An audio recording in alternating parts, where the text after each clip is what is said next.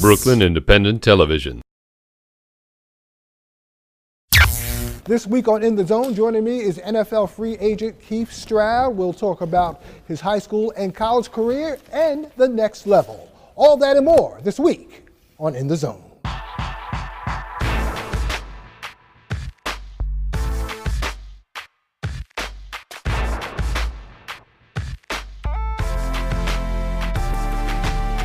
Welcome to our show. This week we're back at the Sky Dome, and joining me is a young man I met probably when he was playing Little League football with the Mo Better Jaguars back when I started this show back in 2002. I was introduced to him by Chris Legree, who is still heading up the program. I'd like to introduce you to Keith Stroud. Keith graduated from Fort Hamilton High School. He was on those back-to-back championships teams from 05 to 06 and 06 to 07, correct? Those championship teams. And also from there you went to prep school, Rutgers, and then he transferred to Bethune-Cookman. Welcome. Thanks for having me. Man, how's it feel now that you're just about to step out and you're an NFL prospect now, right? Yeah, it's a great feeling. You know, you're closer to your dream, so now all you gotta do is like really put the work in, and then that dream can now become a reality. So. You've been putting in the work ever since you've been a Mo Better Jaguar. Yeah. How has becoming, as far as when you play with the Mo Better Jaguars, how did that mold you as a person and also as a player? You know, because playing for the Mo Better Jaguars, you know, the talent level was a lot different from where I came from. I was originally played for the Brooklyn Skyhawks and whatnot, and you know, the talent going to Virginia Beach, playing against Percy Harvin when he played down in Virginia Beach Mustangs, and then, you know, going all over, playing different talent, you know, you just realized that Mo Better was, you know, a better program. The speed was a lot different, you know. So, I mean, overall, the workhorse of me being at Mo Better, you know, I got used to knowing what it was to actually grind, and you know what I mean? And also, you had your teammates with David Legree, Jeff Legree, and now Jaquan Jarrett, who's with the Jets, right? He moved from Philadelphia Eagles to the New York Jets. Yeah. I mean, we went on and played Little League together, and then eventually we went on to high school. Fortunately, you know, David went to South Shore because, you know, I also played with his little brother, Jeffrey Legree, who was my quarterback in high school. But, yeah, you know, just seeing those guys, David and Jaquan, you know, fulfill their dreams and making it to the next level, just it opens my eyes knowing that anything is possible. Those championship years also at Fort Hamilton High School under Coach Vince Lano. Oh, yeah. Coach Lano's a great guy. That's really someone I look up to. That's my inspiration. But, you know, he really set the foundation of what it was to know how to work hard. You know what I mean? But you know, that was a great experience going into my junior year, only losing one game, and then following and continue rolling with wins, and then winning 2 championships, and going out my senior year undefeated. And you brought that Jaguar spirit over to Fort Hamilton. Oh yeah, the winning attitude at Mo Better. You know, Chris Legree didn't really accept losing too well, so the mentality I had going into high school was all about win, win, win. So when I finally hit the wall of actually losing, you know, it's kind of a weird feeling, but, you know, with anything adversity hits, you just got to step up to it and, you know, move forward. Once you put on your first pair of shoulder pads, that helmet, describe how you felt when you played for the Jaguars during that time, and did you figure out, hey, you know, this is a game that can take me places, so this is a game that I really love playing, and I want to see how far I can take it? Yeah.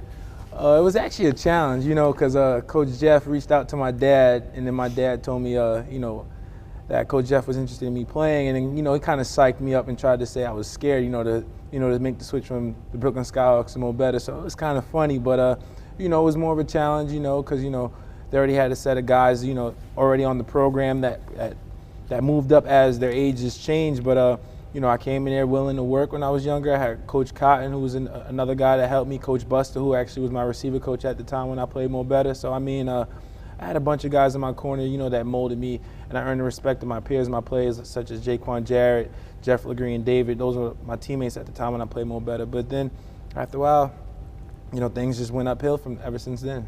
Yeah, it says also a lot about the program. Yeah. I mean, it says a lot. You know, you got guys, you know, from what I can say, the guys that I played with, we all went on and did great things in high school and great things in college, and now we have the opportunity, you know, to become professional athletes. All right. Speaking of that, let's move on as far as at the high school level. What were some of the differences, also the problems you ran against playing high school ball? Was there any particular problems, situations that flared up? Oh, you're making that big transition from, realizing that in junior high school when you're playing Little League football, the grades really don't affect you playing. But I mean, when I say they don't affect you playing, I mean you're not playing for eligibility. Opposed in high school, you have to go to class, you have to do the schoolwork thing, just so you can be able to compete on the field on Saturdays, and that goes hand in hand in college as well. So I mean, you have to make that transition knowing that your books actually determine whether or not you can actually play the game. Mm-hmm. How were you academically? I mean, going into high school was a big transition for me. I struggled, but then that red light hit me, when I went on a visit to UVA at the time, and then my host at the time was Kevin Ogletree, and I had sat down with the head coach of the Dallas Cowboys, Jason Garrett, and he told me he would offer me a scholarship right there on the spot, but my grades coming off my freshman year just weren't acceptable. And right then and there, that was just such a disappointing feeling, and hurt me deep down inside, knowing I had the skill and the talent, to play Division I football, but my grades were the only thing that were lingering and hindered me from my dream. Mm-hmm. And did you go back and make a strong effort in the classroom? Yeah, I made a big turnaround after that. That was just it demoralized me as a man. It embarrassed my family. It embarrassed my teammates, because it was a bunch of guys that came back, asked me how was that trip to UVA. I was like, yeah, it was awesome, great experience, great atmosphere. But what happened, and I just didn't have the grades. I would have got a scholarship right then and there, but I just didn't have the grades for it. When we come back, we're going to continue our conversation with Keith Stroud. He's now an NFL free agent, and he's going to take someone's job this year. We'll be back with more Keith right after this.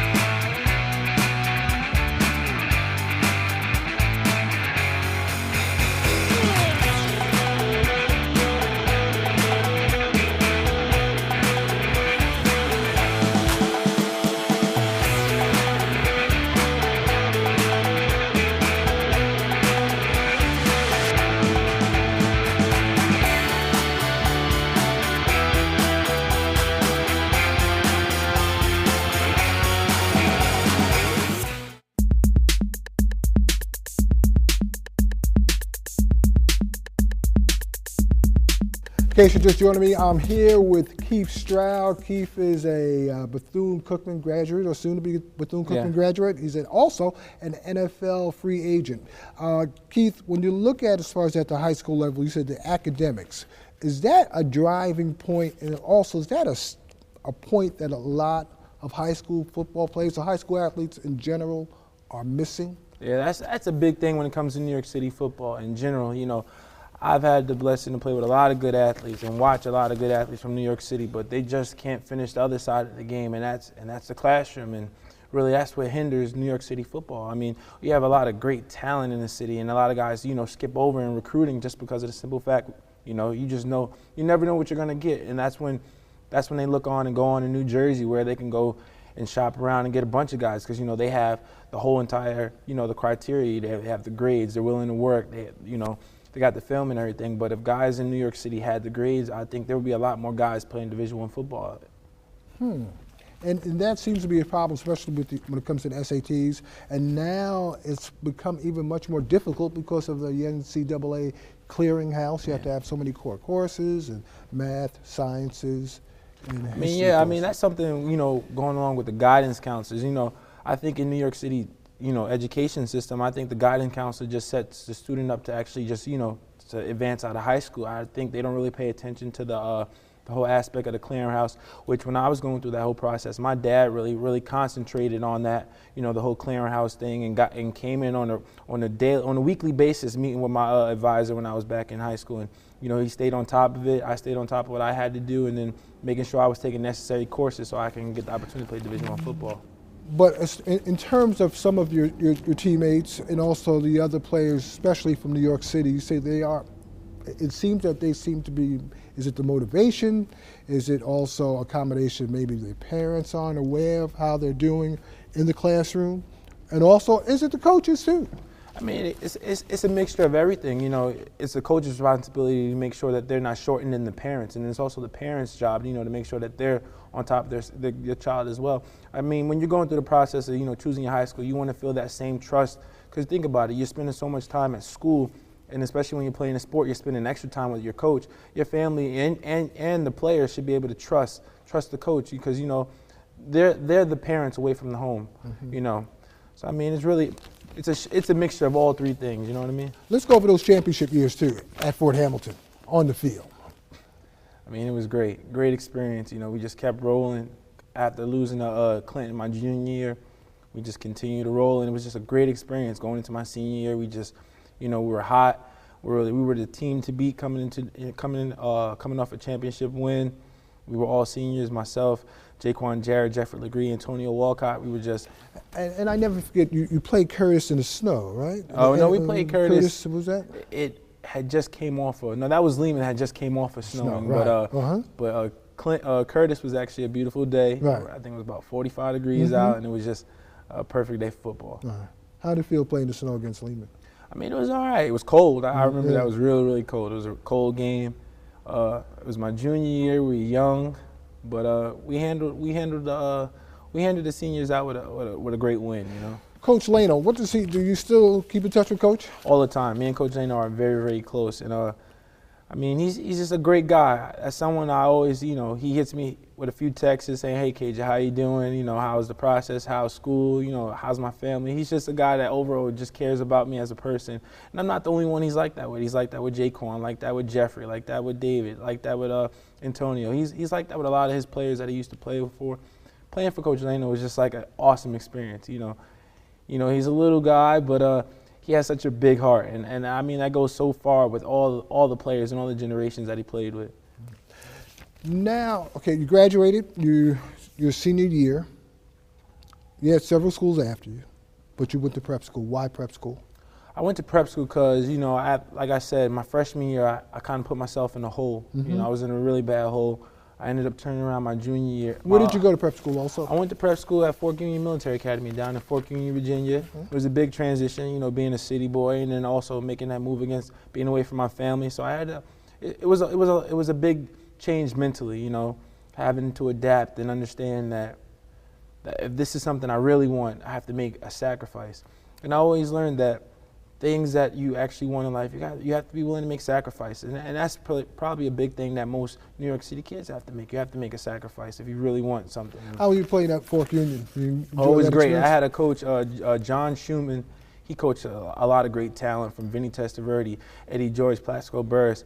So it was kind of rough to impress him because he's seen such great talent. But you know, he always told me I had great skills, great hands, and everything like that. But you know, just make sure I take care of the aspect in the classroom, and then everything else will fall into place. All right.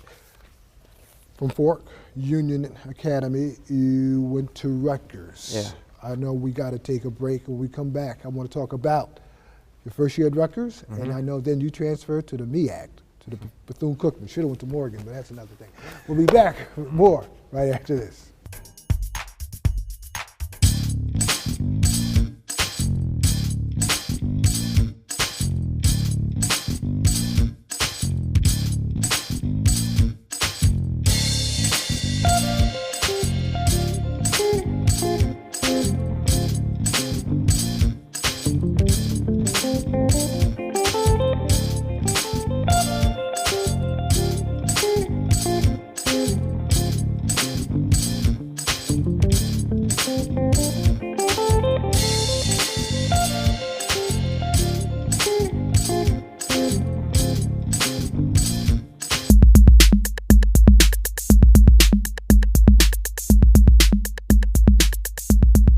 Welcome back to the Sky Dome. We're here in Bed-Stuy, and we're talking to Keith Stroud.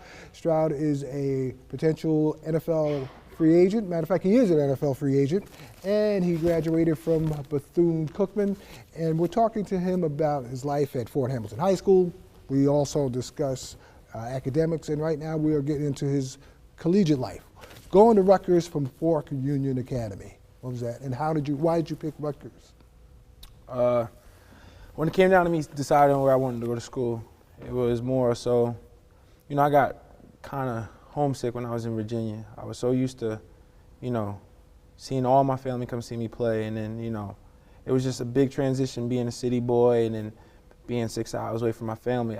It was a process where I thought, hey, I'm going to go to Rutgers. At the time they were hot, coming off of a big bowl win, and they had 2 great receivers there at the time, Kenny Britt, Tyquan Underwood, and they were on their way out going into the NFL. And I was just thinking, that's a perfect situation where I could walk into, close to home, a hot team. Right now they are New York City's football team. So, that was pretty much, one of the reasons other than, meeting Coach Chiano. That was a great feel. And then, the coaching staff, my recruit at the time, who is now the head coach at Rutgers, Cal Flood, he kept a good relationship. But, yeah, Rutgers felt like, the right place for me at that time. What were the other schools? I was also took visits to Temple. I had committed to Temple originally, and then I also went on, took visits at Ole Miss. It was, it was a lot of schools gunning for me after I made my name in prep school. First year on the team? My first year in college, I redshirted because of, like I said, I had great talent ahead of me, and I just learned the game. Making that transition from college to, from prep school to college, it's just the game is a lot faster, and you realize everyone has skill, because college is a mixture of all the great athletes from their areas, So really, so everybody basically who is the man from their particular town or city. That's really how it is. It's exactly how it is in college. And that year, what did you learn about yourself also? Oh, first you have to. And also about the coaches, how different they responded once you got there, because everyone's selling you something, especially when you get to college. When you're trying to get that scholarship, they say, hey, how great you are, which you are, and you're a good player, but they're telling you you're great, you're great, you're great. And then once you get there, they do a 360. That's, it's the business of selling. You have to be able to sell. You have to make the kid, that prospect feel comfortable, in which you also got to be mindful that this is a business and it's going to switch, which I knew it was going to switch, because, I kind of went through the feel out for even in prep school. But, you have to be willing to accept that, you're not the star again. You're not the star all over again. So you have to take that step back, humble yourself, and realize, hey, you got to be willing to work all over again. And how was that process? Was that just you basically were ready for it? So mentally. Military school, because the coaches didn't know anything about me when I was going down Fort Q. Then I played high school in New York, but it was like working all over again. Anytime you step on that field, you have to realize that you have to be willing to work. One day you could be the number 1 guy, in next instance you could be the number 2 guy. Like, it changes day to day. Now, you were there to what, your sophomore year? Yeah. Then you transferred to Bethune-Cookman. Yeah. Why did you transfer?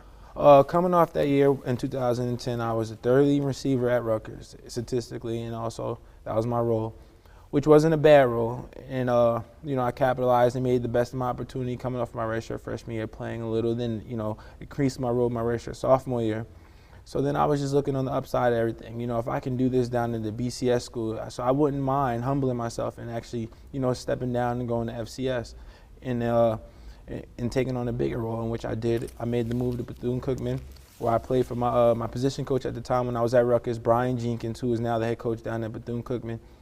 And, it was a great turnout, great experience, won a conference championship. So, I'm happy. You guys won, 8-0 in the conference, right? 9-3 overall? First team in Cookman history to go undefeated in the conference to win the championship. Now, going to Bethune-Cookman, I'm sure you were aware of these schools to a degree of coming out. Bethune-Cookman, Howard, Morgan, got to mention that Morgan. Also Hampton, Norfolk State. But were these schools sort of, did you get any letters from these schools, or was there an interest in these schools also? Other than Hampton, because my good friend David Legree played there, and but I kind of didn't give the whole recruiting process a chance to stir back up after I was transferred. I spoke to. And the thing is, are these black schools or mid-level schools, some people want to call them, are they coming up here to recruit players in New York City? Oh yeah, from for the 2 past recruiting classes, my coaches have recruited 2 kids from Brooklyn, New York. So the talent, they're not afraid, going out there if there's talent and whatnot. So, Yeah, I see HBCUs, you know, coming up north, you know, recruiting kids from this area. Now, what was your best college game? My best college game, I had a South Carolina State, I would say, and then my, you know, my closeout in the playoffs against Coastal Carolina. Mm-hmm. The atmosphere of those schools also, describe that compared to going to Rutgers or to a Wagner College. You're going to another school, Yeah. you're in Florida, you're in the South. I know they're telling me I got to go to break soon, but go ahead, tell us real quick. But the atmosphere is unbelievable as far as, you know, you got the band, you got your 14K, and then, you know, the whole rhythm, the atmosphere, the alumni, the boosters, and everybody's involved in the program down in the HBCU. You know everyone, and everyone knows you, and then it's just like it's like a family, a legit family outside of just your family on the football team. It's a family within the stands, and that was, you know, from, you know, having all those people in the stands, I actually knew who most of them were. Cool. You know, when we come back, we're going to discuss the next level with Keith Stroud right after this, folks.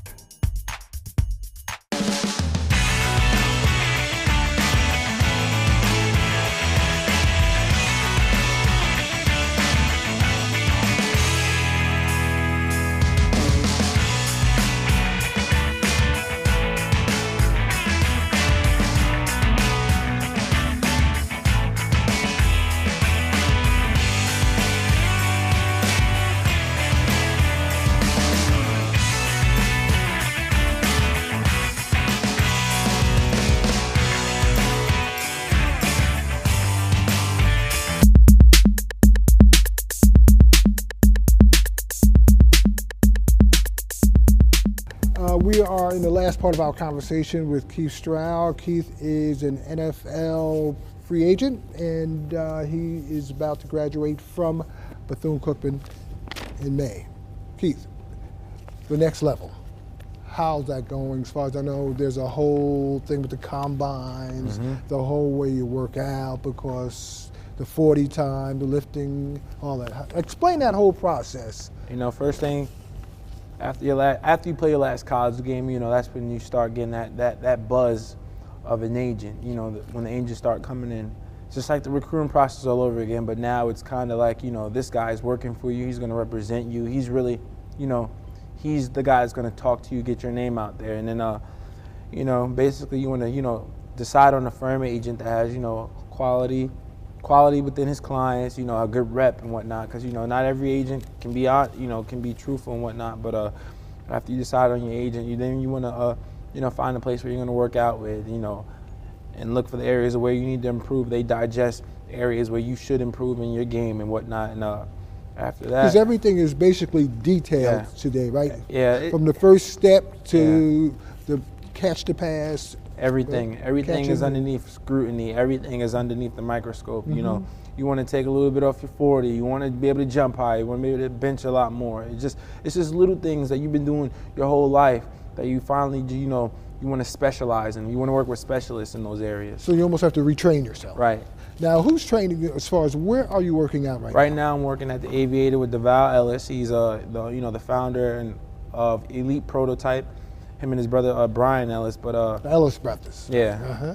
But you know, he's been a tremendous help. He was a small school guy. He went to Hofstra, played on in the league for 5 years, Detroit Lions and Cleveland Browns. And basically, he plays the same position that I did in college, and, you know, he's been a tremendous help, you know, just teaching me the game all over again, telling me what NFL wide receiver coaches look for within my routes, you know, telling me how I could get better within my 40, you know, improving my bench press from where it is now, you know, just different areas where I'm already good at, but he's, you know, trying to excel, you know, to the highest of the potential that it can be. All right. We're going to talk about the game. The game, especially the injury aspect of this game. And, you know, there's been a lot of attention paid to concussions. Yeah. How do you feel about that, knowing that you're playing a game that basically some people call controlled chaos? I mean, you know, every time you step out on the football field, your life is at risk. But, you know, that's a chance, you know, a lot of athletes, you know, take. But, I mean, these new rules that they incorporated in NFL has been, you know, great. You know, the defensive wide receiver rule, I mean, that's been a great way, you know, to keep guys from concussions. And I'm not just saying that because I'm a receiver, but, you know, you you try to limit the amount of concussions that happen, because there is life after football, and life has to go on, and football is a small window opportunity for how long you want to play, but there's also a bigger opportunity, and that's life. And you want to be able to live a healthy life after the game. Do you think they're paying too much attention to it, or because you said you suffered? I spoke to you. You said you suffered somewhat of a concussion. Yeah, I've had a concussion before. It was not that bad of an experience, but I mean, to report it, all the rules that are coming into it. Because right now, I mean, who wants to sit out the game? And you don't want to be seen as Mr. Softy, right? Oh, yeah. I mean, so there's that aspect of it also by your teammates, your coaches. Yeah, I guess, right? but it's not really a tough guy kind of thing, but it's more so, health. Your health is more important than the outcome of a score of the score. I say that because one of my teammates down at Rutgers, Eric LeGrand, he was paralyzed, and it's just every time you step on the field, it's just surreal that these things are at risk. When you're playing the game, you think it would never happen. The chances are very slim of it ever happening. According to studies, but it's a risk. And so now that these new rules, the new kickoff rule in the NFL, with the kickoff being moved up, so a lot of the high collision speed usually happen on special teams, and now they're changing the game around. They used to call those special teams the suicide squad. Yeah, right? I mean, you got to be one tough guy to be on special teams, and right now I wouldn't mind being on it either. But I mean, these new rules are better for the game. Right. Where would you like to go? If I can control that, I wouldn't mind. I'm a hometown guy. I wouldn't mind playing home. But then again, I'm also, I enjoyed my time down in Florida, so I love the weather, but it really wouldn't matter. If I was blessed enough to play for the Giants or the Jets, I would love it. But I'm open to all 32 teams. It'll be a dream come true just be able to play in NFL. All right, Keith, that's enough. Thanks. Thank you. Thanks for coming on. No doubt. And that's a wrap up for us here on In the Zone from the Sty Dome. I'm Micheal Bellamy. Take care. Have a safe week. Bye-bye.